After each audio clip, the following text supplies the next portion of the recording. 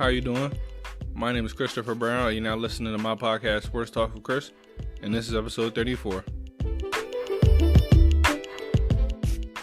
The race for the A seed is coming down to the wire, man.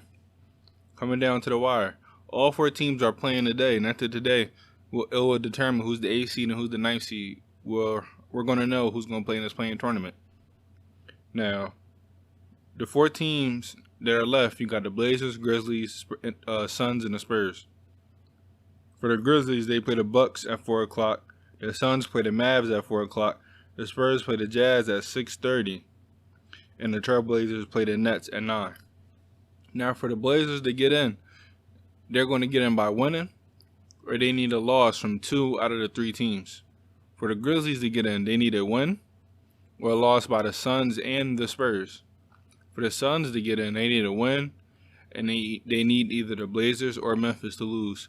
And for the Spurs to get in, they need a win, and they need 2 out of the 3 teams to lose. It's coming down to the wire. You couldn't ask for anything better. All the teams in the playing tournament, the contention, who could get in, they all play today. For the Blazers, they're the last game, so by the time they play, they're going to know the fate of everybody else. So that's a plus. And they're the 8th seed, so that's really a plus. But everybody just needs to win, honestly. You shouldn't worry about what the other teams is doing. They all need to win to secure a victory. If you lose, you might not get in. So all teams are looking for a victory. Some teams' roll is harder than others, like the Suns and the Spurs, because not only do they need to win, but they need other teams to lose. So they're just focusing on them. That's all you can do. That's all you can do.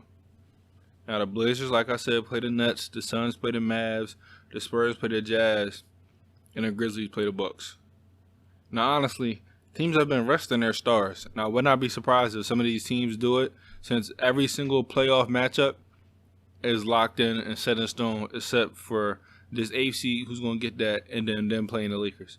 But every other team in the playoffs, they're all set. They're all locked in on their seeding and who they're going to play. So a lot of these teams don't have nothing to play for. So I see most of them resting their stars, I'm not going to be surprised. But the only team that doesn't have stars the rest is the Nets. And that's who the Blazers are playing. The Nets have been sneaky good. They've been beating some playoff teams. The Nets have beaten some teams that, honestly, they had no business beating. But I don't see the Blazers losing. I don't. There's no way that the Blazers are going to lose. They've been playing too well to lose to a team that's not even close when it comes to talent to them. There's no way they're going to lose. If Dame doesn't have, a great game, which I think he will. 51 against Philly, followed up by 61 against the Mavs. That 61 was incredible. He was out there looking crazy. Getting buckets, 8 assists, 18 for 18 from the free throw line. I doubt that he'll come out and have a bad game. But say he does, you still got CJ McCollum, who he had a bad game against the Mavs. And so with them, when they have a bad game, the next game they bounce back. So look for CJ to have a good game. Gary Trent, Carmelo, Nurkic, that whole team is just playing wonderful. So I don't see them losing. Now my predictions after these games, I have the Blazers at 8. I see them winning. I see the Suns winning against the Mavs. Now hear me out. The Suns are 7-0, playing great. All their players, the star players, role players, the head coach, everybody's doing their job for them to succeed. Now they're going against the Mavs. I don't see the Mavs playing Luka. I don't even think he's going to play. I don't see them playing Kristaps, which means they're going to go to the bench. And the thing with the Mavs, they don't really have a bench like a lot of other teams do. They have a deep bench, but I'm talking about talent-wise. They're top-heavy, in my opinion. So if the Suns are playing like how they were this whole seeding games, beating playoff team after playoff team, they already beat the Mavs before. that's when they were playing their stars.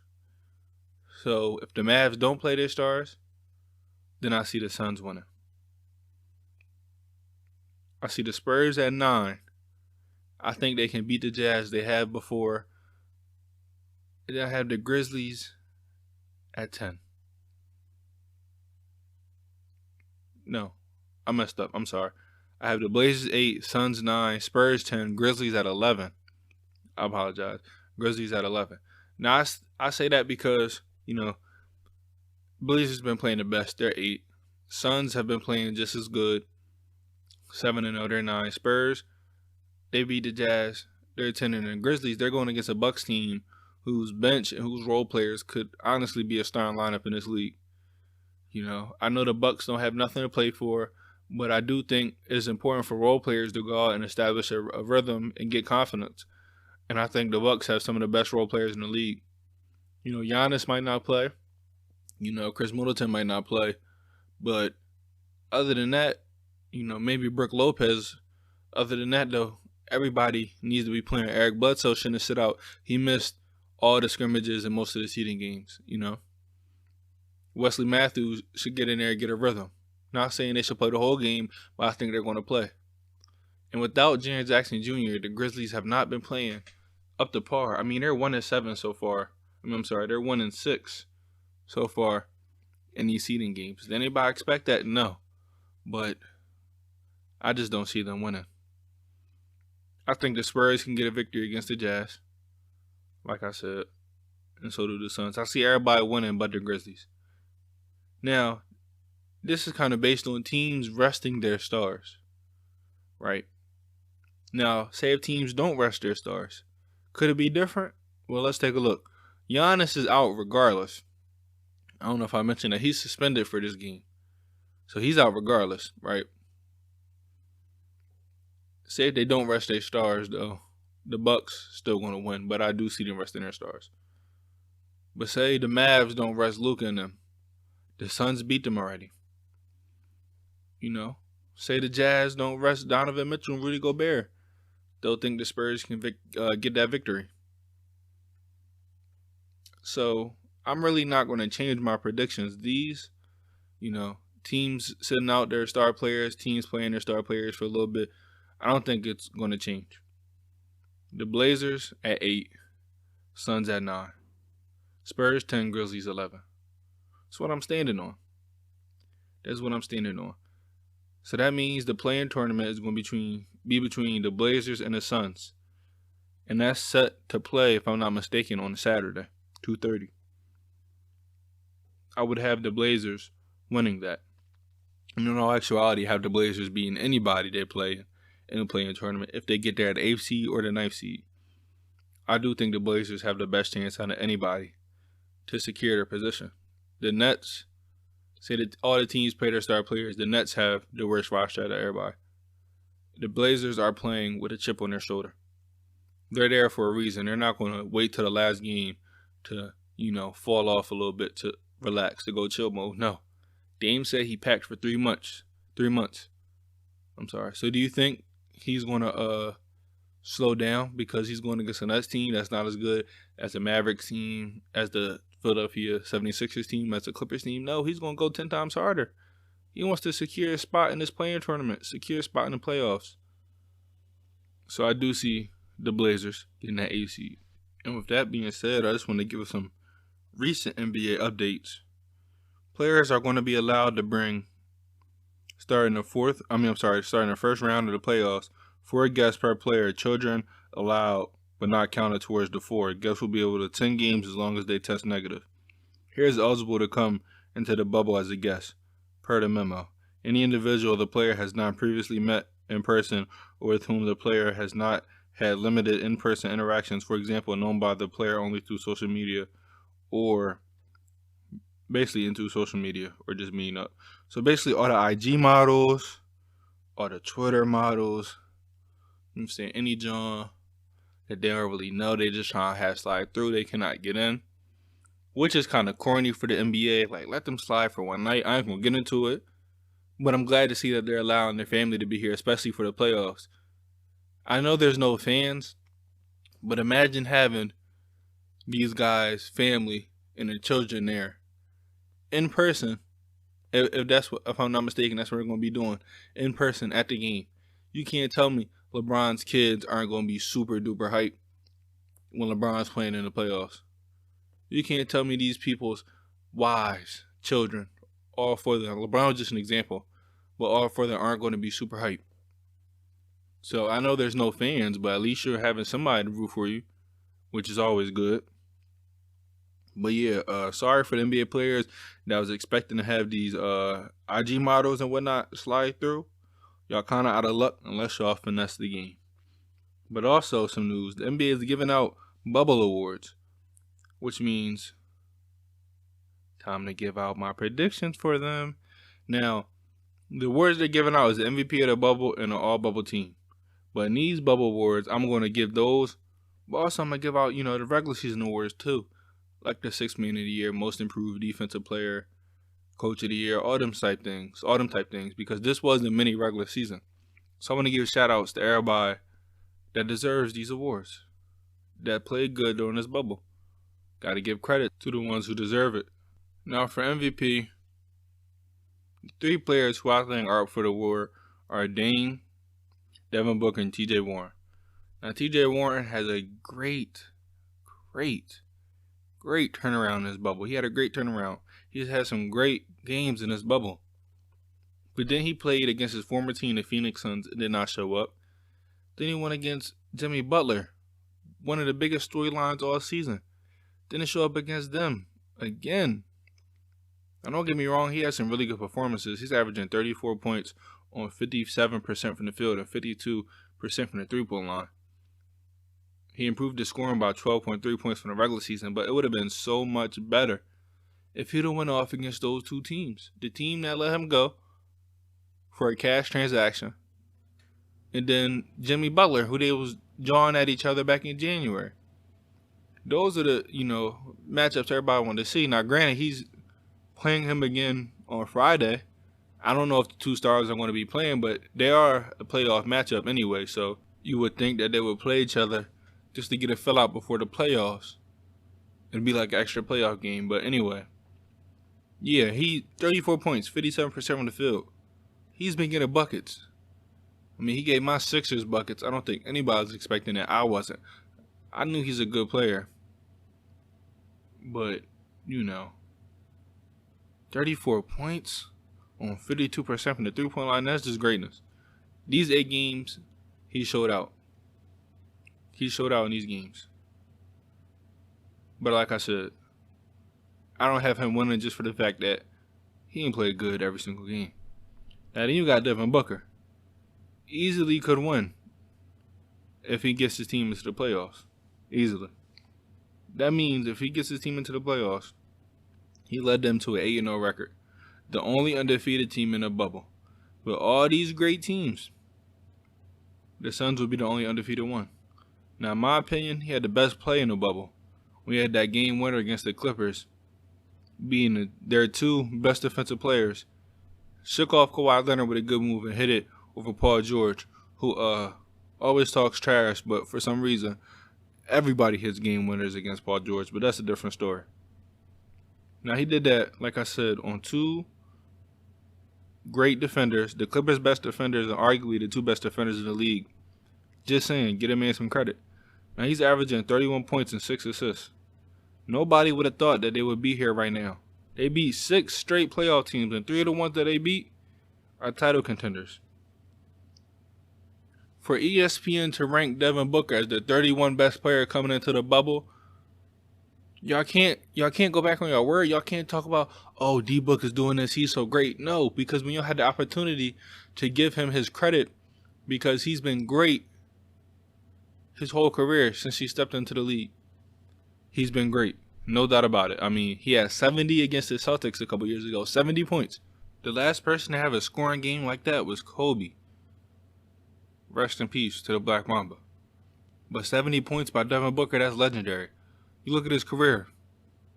2nd year in the league, when he started averaging starter minutes, starting every single game, 22 points. The next year, 24.9, so damn near 25. to last year, 26.6. To this year, again, 26.6. For him to be in a bubble, averaging 31.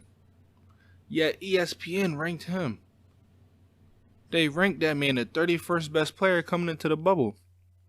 It blows my mind because there's not 20, 15 better guys than him in this bubble right now. He's a top 20 player. No doubt about it. One of the best shooting guards in the league, one of the best scorers in the league. And ESPN had the nerve to rank them 31 because even ESPN thought it was no way that they're going 7-0. Like I said, they beat 6 playoff teams. They beat the Clippers. They beat the Sixers, the Thunder. They beat the Mavs. Need I say more? I mean, I can if I have to because they beat everybody they played.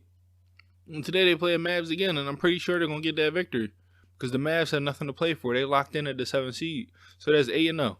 8-0, baby. Put respect on Devin Booker's name, dog. And speaking about putting respect on people's name, put respect on Dame's name, man. Dame is no joke. Dame is who I picked winning this award. No joke. I don't understand why people aren't putting respect on his name. Big market, small market, don't mean nothing to me. If you can ball, then you can ball. Dame is a straight hooper. Been a hooper since he stepped into the league. Averaged 19 his rookie year, won rookie of the year. After that, averaged 20 plus every single year. For the past 5 years, he's been averaging over 25 points. In the bubble, he's averaging 37, which is leading everybody. 9.3 assists, 1.4 steals, shooting 48% from the field and 41% from the three, attempting about 12 threes per game. Put respect on Dame's name as one of the best ballers in this era because it's stamped. It's stamped. What Dame is doing is amazing. These are all must-win games for the Blazers. I know they're not undefeated like the Suns. I know they're not. But regardless, Dame has been putting on the show. 61 points he just had against the Mavericks, and before that he had 51. Because Paul George, because Pat Bev, when they go out talking crazy out their mouth. All Dame did was say something so calm. So calm. All he said was, I sent you home and sent you home. So I look at it as a sign of respect. But they wanted to go and say that slick stuff. So he said it right back. And then what he do? Went out and had 51 and 61. 112 points in 2 games. Put respect on that man's name. He said what he's going to do and he's done it. He said he's came into the bubble. Packed for 3 months. They gave him an opportunity to play in the playoffs. You think he wasn't going to play his hardest? The Blazers should have been a playoff team. I had them in the playoffs. In the beginning of the year. Injuries messed them up, But now they got Nurkic back. They got Collins back. Everybody's healthy. Now, I'm not going out and say they're going to win the championship. But I'm just saying they deserve to be in the playoffs. They deserve. And teams lucky that this team wasn't healthy all year because they would be a problem. Are we talking about in a bubble? In the bubble, they're one of the best bubble teams led by the best player in the bubble. Crazy performances. And all must-win games. Dame is one of the best point guards in the league. You could really make an argument he's top 10 player in the league. He's leading the bubble in points per game, and he's top 5 in assists per game. He deserves this award, man. Honestly. They're going to get into the playoffs. No doubt in my mind. I know what Devin Booker has done is great. If he leads his team to 8-0, that's great. But if Dame has another great game and they get the victory and the 8th seed, then you have to give it to him. You have to. But it's between them two. It's between them two. Leading their teams from outside the playoffs into the playoffs. You cannot say it's anybody else. You can't. Other people has been having, great bubbles. Great bubbles. Like Giannis. Been having a really good bubble. James Harden. Russ had a good bubble. Joel Embiid had a good bubble. But it's between Dame and Devin Booker. And I'm taking Dame Lillard all the way. Now, most improved player in the bubble. You got players like T.J. Warren, whose points per game has increased by over 12 from the bubble to the regular season. Porzingis, whose points increased by over double figures. Jerome Robinson for the Wizards, who's averaging over 16 points with increased playing time. Jeremiah Grant, he plays for the Nuggets. If you take away the one bad game he had against the Thunder, when he scored 2 points, he's averaging 17. Has been playing amazing. And it's his contract year. And he has been putting in pain on the court. Talking about a guy that has worked on his 3-point shot, so now he's a good 3-point shooter. Talking about a guy who can play defense, who can get rebounds, who he can dunk on almost anybody. Nah, not even almost. He can dunk on anybody in the league. When he gets into the paint, he's going for a jam. You got Michael Porter Jr. also plays for the Nuggets. With increased playing time, he's averaging 22.8 right now in the bubble. He always plays well with more minutes.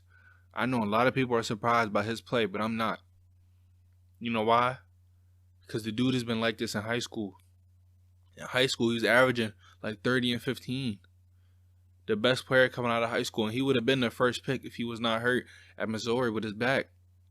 There's no doubt in my mind. I know Luka is talented. I know Trae Young is talented. But he would have been the first pick, and he's just as talented as them. Talking about a guy that can score anywhere on the court. A guy who can grab rebounds with the trees. A guy who's working on his defense every single time he's on the court. He tries. He gets blocks. He uses his athleticism to get blocks. Just has to improve on his on-ball defense. But he improved. I mean, honestly, he's became, you can argue, since Jamal Murray was hurt, the second best player on the court after Jokic. You have a guy like Gary Trent, who's up to his points by almost double digits. But I'm giving this award to TJ Warren. I mean, this dude has came into the bubble and he's looking like a superstar. Victor Oladipo is coming back from injury, so he's not his same self like how he was pre-injury. So TJ Warren took over to be the main guy for this Pacers team to secure themselves in the playoff spot, to secure themselves, as a team in the East looking to fight for something. And TJ Warren has been a guy for this Pacers team that's saying, okay, we got a guy that can go and get some buckets. Now, he did forward against the Heat, who they are playing in the playoffs. But that does nothing. That has nothing to do with who's the most improved player in this bubble. Without a doubt, it's TJ Warren. Without a doubt. Top 3, top 4 when it comes to points per game in the bubble. The dude has been playing out of his mind. Now, for the 6th man in the bubble, the only person in my opinion that deserves this award is Gary Trent Jr. for the Trailblazers. Averaging 17 points in the bubble, shooting 52% from the 3 on about 8 3-point attempts per game. The dude right now is the Trailblazers' best defender. So he's going to be the one guarding the team's best guard, guarding the team's best small forward most of the time. That's what Gary Trent Jr. is for this Blazers team, especially with Trevor Ariza not being there. He's also a guy that comes off the bench and can take the scoring load off of CJ. If CJ isn't having a best game, his best game, you got Gary Trent Jr. coming in as that off guard that's going to offset that shooting. Like I said, 52% from the 3 on 8 attempts. 17 points. Those are starter numbers right there. He's coming off the bench doing this, and he's coming off the bench being their best defender. Gary Trent Jr. has been playing amazing for them. He's a big key. You can argue, Dame's obviously the most important. Then I'm going Nurkic. And then honestly, I'm going Gary Trent Jr. You're talking about reasons why the Blazers have battled back to outside the playoffs to now at the 8th seed. Gary Trent Jr. has that type of impact for this Blazers team.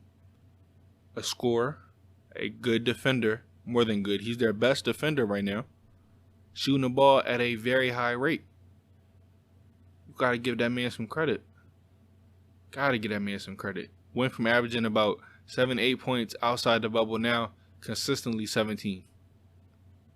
Now for the defensive player of the year, I'm going to give it to Marc Gasol. He's been the anchor for the Toronto Raptors defense that is right now NBA best 101.8 defensive rating in the bubble. More than 4 points lower than the second best defense. They're a really good coach team, very sound on the defensive end. One of their players was going to get this award for me. Him, Kyle Lowry, Norman Powell, Serge Ibaka, Pascal Siakam. They have really good defenders on that team. I'm just giving it to Marc Gasol because, like I said, he's been that anchor, that guy in the paint that's holding everything down. You know, he might not be the best defender in the league, but in the bubble, he's been the anchor for the best defensive team. Now, for the coach of the bubble, it's between Monty Williams, head coach of the Phoenix Suns, Terry Stotts, Blazers head coach, and Greg Popovich, Spurs head coach. Now, all coaches, they put their team in the best situation. I mean, from out the playoffs to possibly one game away from making it into the playoffs. All of them did a hell of a job, but without a doubt, it should be Monty Williams. All these great teams in the league, and the only one that's still in defeat is the Phoenix Suns. No one gave the Suns a chance to make it into the playoffs when the NBA resumed. I definitely didn't. Are you kidding me? They beat 6 playoff teams. I didn't have them winning one of them Jones. I'm not going to sit up here and lie just because they're doing good. Now, with the Suns, the only thing I did was have Devin Booker way lower than 31 best players coming into the bubble. He was in the high 20s, if not 19. I mean, low 20s, if not 19. But anyway, when it comes to Monty Williams, great players play great, yes. But you cannot win without a head coach. So give credit to the players. Give credit to Devin Booker. Give credit to DeAndre Ayton, Ricky Rubio, Cam Johnson, Cameron Payne, Dario Saric, Mikal Bridges. Give credit to all those guys. They deserve it. They all been playing good. But none of it would have been possible without a great head coach and great head coaching from a guy like Monty Williams. Great job, Monty. I hope he can secure that job because the dude's a hell of a coach. Now, after this ad, I'm going to give you my first team all bubble. But I'm curious, do you agree so far of who I'm giving these awards to? Like I said, though, the NBA has only given awards to the MVP of the bubble and a first team. And I'm about to give to you who I think the first team should be, who my first team is. And you'll hear right after this ad. Now, the first team all bubble. Now, there are a lot of players, and when I say a lot, I mean a lot, who have played great in these 8 seeding games. Now, the people listening to this podcast, when I do lists, when I talk about players, I speak and I spit facts and stats. Now, just because a player is popular to the rest of the world does not mean anything to me. My opinion is my opinion, and the stats and the facts I spit are all real. Go look them up yourself. Just because a player is popular, that don't mean nothing to me. Nothing at all. Now at guard, I have Dame, averaging 37 and 9. Now you gotta be a fool not to have Dame on this list. And I know he's gonna be on this list. And he should win the MVP. 37 and 9. Leading the bubble in scoring, and he's at least top 5 when it comes to assists per game. Led his team into the playoffs. 61 points last game and 51 the game before that. The man has been producing every single game because he knew every single game was a must-win game. Now, no, they did not win every single game. But, man, they played their asses off every game and was this close. Really, really close to winning the games that they lost. Now, you got to give Dame the respect. He's on this team, man. You cannot argue with that. Now, other guard, I have Luka Doncic, averaging 30 points, 11 assists, and 11 rebounds. Yes, the man is averaging a triple-double in this bubble. Yes, he deserves to be on this list. They had some great games, like the Bucks games that they had on Saturday last weekend. The man had 30 and 19. The man had a triple-double. He was out there making plays, scoring when he needed to score, getting people involved when getting people involved. Honestly, if the players hit some of the open shots that they took, he would have had 30 and 25 at least. Because Luka, the thing about Luka is, he even came out and said this, he felt like the NBA is easy to him. That's why he's having this great year. Because players really can't help. They can't leave a three-point shooter open. He gets to the paint sometimes at will. And he hits these guys for wide open threes. He had 19 assists, but like I said, he could have had at least 25 if dudes hit the open shots that they took. Because he gets people open. Pick and roll, driving to the paint, finding an open man. It doesn't matter. Luka will get people involved. Luka will get his points, and he'll go down there and get a rebound, start the break, or he'll go down there and sneak in for offensive rebound. Luka has been playing great for this Mavs team. Great. You cannot deny that. That's why he deserves to be on this list. Now, the next player I have on this list, I got Devin Booker. Now, for people to saying, oh, where's James Harden? James Harden's averaging 35, 9, and 9. 3 steals, shooting 80% from the paint. Well, James Harden had a 7 for 17 game. James Harden had a 5 for 14 game. James Harden just lost to the Pacers. James Harden lost to the Blazers. Don't get me wrong, James is playing great. Like I said, 35, 9, and 9, 3 steals. First game for him in the bubble against the Mavericks had 49, 8, and 9, 14 for 20 from the field, 18 for 21 from the free throw line. The loss against the Pacers, he had 45, 17 rebounds, and 9 assists. You know, you look at his scoring, 49, 24, 23, 39, 32, 45. I understand James Harden is playing great. But at the end of the day, Devin Booker led his team to 7-0. You know, Devin Booker beat the Clippers, beat the Thunder, beat the Heat, beat the Sixers, beat the Mavericks. You see what I'm saying? Like, Devin Booker didn't lose. He didn't lose. He beat squads, man. Averaging over 30. Shooting a great percentage. Being clutch, hitting game-winning shots. He deserves to be on this first team all bubble. Like I said, I understand James has been playing great. But you got to give credit to the people that deserve it. And Devin Booker deserves to be on this first team all list. Now forward, I have TJ Warren. Averaging 34 points. You cannot deny what he's been doing in this bubble. When it comes to points per game, he's top 5. 34 points. Shooting over 50% from the three-point line and from the field. The dude has been getting buckets. The dude has had some crazy scoring games. He deserves to be on this list. When it comes to bubble performances, you gotta understand, this is not a first-team All-NBA list. This is a bubble list with players that had the best performance in the bubble. And TJ Warren for a while was having the best performances. 53 against Philly his first game. Boom. Came out the scene. 9 threes. 9 for 12. Put some respect on TJ Warren, especially in this bubble. And the crazy thing is, it's not like he came out of nowhere with it. You know, it would have been really different if he came out of nowhere with it. For me, at least. But when he was with the Suns, you know, at the beginning of his career, I thought to myself, he was putting up numbers now. Rookie year 6, the next year 11 and 14, then 19, then 18. He was putting up some numbers, but I thought to myself, is he just a guy that's putting up good numbers with a bad team? Or is he a guy that can go out and be a contributor, you know, on a really good team? And he's done that. I mean, for the past 2 years, he's been shooting over 40% from the three-point line. For the past 2 years, he's been shooting over 80% from the free throw line. For the past 2-3 years, I just said 2 years because the past 2 years was his best three-point, you know, shooting years. But for the past 3 years, the dude has been averaging over 18. And in the bubble, he's averaging 34. Put respect on his name. He also deserves to be on this list.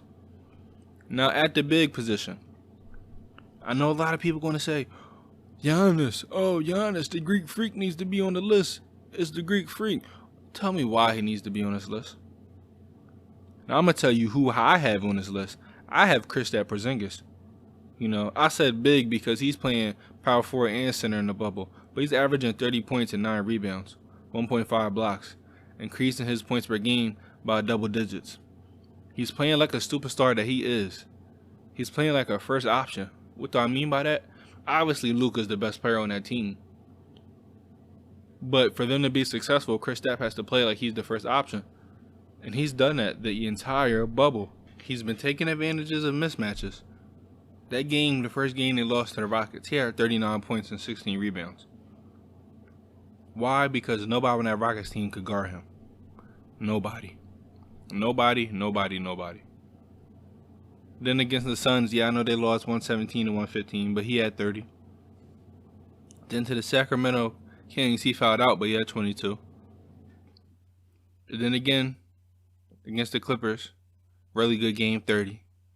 Against the Bucks, he fouled out, 26. Then against the Trailblazers, he fouled out, 36. Now, one thing about Kristaps is he has been fouling out, but what does that mean? He's been playing aggressive, especially on the defensive end. Then we look at his field goals and his three-point attempts. Against the Trailblazers, 7 for 9 from the three-point, 12 for 17 from the field. He's getting into the line more. Something about 10 free throws a game. Against the Rockets, 11. Against the Suns, 11. Against the Kings, 11. Come on now. Kristaps has been balling. 30 points and 9.5 rebounds. Put some respect on his name. Honestly. Increased his points by game by double digits since entering the bubble. He's been playing phenomenal. And people need to recognize this. Yes, I have 2 Mavericks players on first team all bubble. Why? Because they deserve it. Luka averaging a triple-double. Then your second best player averaging 30 and 9.5. 30 points, 9.5 rebounds. Come on now. So that's why I got him on this list. That's why I have him on this list. Now, who do you guys think should be first team all bubble? Because I know a lot of people's lists might not look like mine. You know, Joel Embiid, the games he's been playing, he's been dominating, averaging like 30 and 13 in the bubble. Giannis has been doing his things, the games he played. You know, don't get me wrong. But then you go out against the Nets and don't show up. Then you headbutt a guy on the Wizards for no reason. But I'll give him his credit. The games he played great. Against the Celtics, the first game, 36-15-7. Then the Rockets, he lost 36-18-8. Then against the Heat, 33-12. Against the Mavericks, you lost 34-15. Fouled out, but you have 5 blocks. Now, don't get me wrong. Giannis has been playing great. It's a toss-up. You know, he's been playing great. It's a toss-up. But I'm going with Kristaps because every single game, you know, not just the games that matter. Every single game, he's going out and been consistent. So you got to respect that. You have to respect that. Now, who do you guys going to think are winning these awards? You know, it's the MVP and then first team all bubble. I could have been, you know, fake. Put my favorite guys on there, but I didn't. I kept it real with y'all. You know, kept it real with y'all. And then we got some basketball today. You got the Wizards and the Celtics. You know, I see the Celtics winning, even though I doubt they're going to play their stars. Their role guys going to go off. The Kings and the Lakers. I got the Lakers. Like I said, I doubt they're going to play their stars. Actually, I think the Lakers might play, you know, some of their stars so they can get some more rhythm. But I see their role players. This is a confidence booster. This is a game that they have to go off. Players like Quinn Cook, Dion, J.R. Smith, JaVale McGee, Kyle Kuzma, Danny Green really needs to get his shot. Caldwell Pope, all those role players, I see them stepping up and having a big game. Then you got the Grizzlies and Bucks. I have the Bucks. Even if, you know, Chris Middleton doesn't play, Giannis is suspended, say Brook Lopez doesn't play, you know, even Ed Bledsoe, even Wesley Matthews, I still see the Bucks winning. The Mavericks and the Suns, I have the Suns. You know, the Suns beat the Mavericks when they played their main guys. I don't even see the Mavericks playing their main guys. Some people have some day-to-day things. I think they're going to, you know, rest their guys to get ready to the playoffs because they go against the Clippers. Then you got the Suns and the Jazz. The Spurs and the Jazz. I have the Spurs. They beat the Jazz already, and I don't even see the Jazz playing their main guys. You know, then you got the Trailblazers and the Nets. I have the Trailblazers winning. The Nets don't have anybody to sit, but even if they were sitting people, I have the Blazers regardless. And you got the Pelicans and the Magic. I'm taking the Pels. Nah, scratch that. I'm taking the Magic, you know. Magic are in the playoffs. They want to compete. The Magic team is a team that they're losing because they don't have the stars. They play basketball the right way. They go out compete on defense. They don't turn the ball over. They don't foul. But their problem is their offense sucks. Even with the offense being trash, Zion isn't going to play. He's done for the bubble. The Pelicans played him entirely wrong this bubble. I don't see B.I. playing. I don't see Drew playing. The only person I see playing is Lonzo. I don't see J.J. Redick playing. So I like the Magic in that.